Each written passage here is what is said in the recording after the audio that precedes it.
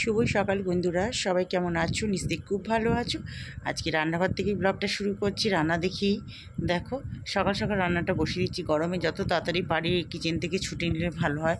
মানে এত গরম পড়েছে না, 11:30 মানে 11টা 11:30 পর আমার আর কিচেনে থাকতে ইচ্ছা করে না, বিশ্বাস করো। একবার তো সকালে করি, আবার 9:30 বাজতে না বাজতে চলে আসলাম।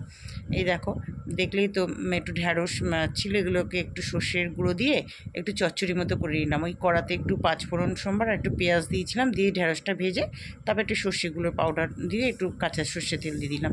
এদিকে আবার মাছ ভাজা হয়ে গেছে, দেখো মাছগুলো ভেজে তুলে রেখেছি। একটু কালো জিরে ফোড়ন দিলাম। আজকে কি করব বলো তো, গাঠি কচু দিয়ে মাছের ঝোল করব। অনেকে গুঁড়ে কচু বলে শুনি আমি, আমরা এগুলোকে গাঠি কচুই বলি। আর ভীষণ ভালো লাগে গাঠি কচু খেতে। এই এখন তো গাঠি কচু এখন তো মানে উঠেছে, একটু দাম আছে, এরপর আর একটু কমে যাবে দামটা।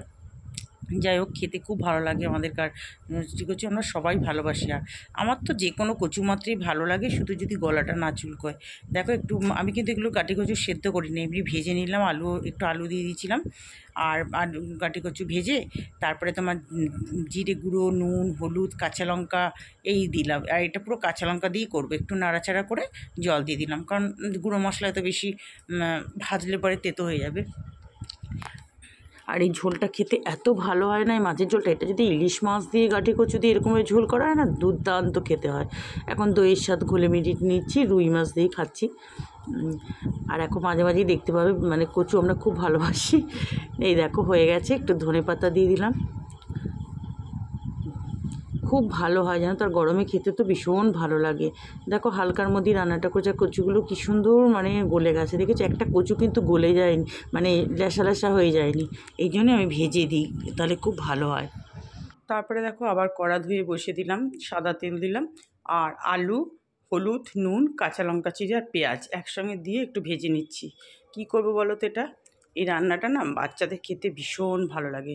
মানে আমার মেয়ে যখন নাচ শিখতো, নাচের স্কুলে ওর একটা বন্ধুর মাকে বলেছিলাম, ওর মা বলছে আমার মেয়ের তো ভীষণ ভালো লেগেছে, মাঝে মাঝেই এখন করছি। কি করছি বলো তো, এই যে আলুটা একটু নাড়াচাড়া করে নিলাম, মাছের ডিম ছিল ফ্রিজে, সেটা নামিয়ে রেখেছিলাম। মাছের ডিমটা দিয়ে এবার খুব নাড়াচাড়া করবো জানো তো এটা দিয়ে। খুব একটা বেশি তেলও লাগে না, কিন্তু ভীষণ ভালো লাগে। গরম ভাতে এটা হলে খুব ভালো লাগে খেতে। বেশ একটু ঝাল ঝাল মতো, এই যে একটু লঙ্কা ছিঁড়ে দিলাম তো, এবার বাচ্চারা থাকলে লঙ্কাটা গোটা দিয়ে নিজে খাওয়ার সময় একটু ডলে খেলেই হয়ে যায়। দেখো এই দেখো নাড়তে নাড়তে কিন্তু এটা ভাজা হয়ে গেল, দেখলে?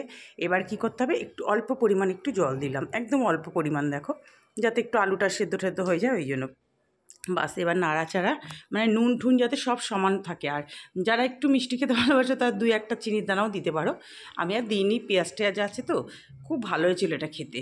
কী বলো তো, গ্যাস এই যে ঢাকা দিয়ে গ্যাসের ওভেনটা একদম সিম করে দিতে হবে, আর মাঝে মাঝে ঢাকা খুলে একটু নাড়াচাড়া করতে হবে। একদম ঝুরঝুরে দেখো মাছের ডিম পেঁয়াজ আলু দিয়ে ভাজা, গরম ভাতের সঙ্গে খেতে ভারী মজা। দেখো রান্না সব হয়ে গেল, গ্যাস মোচাও কমপ্লিট একদম।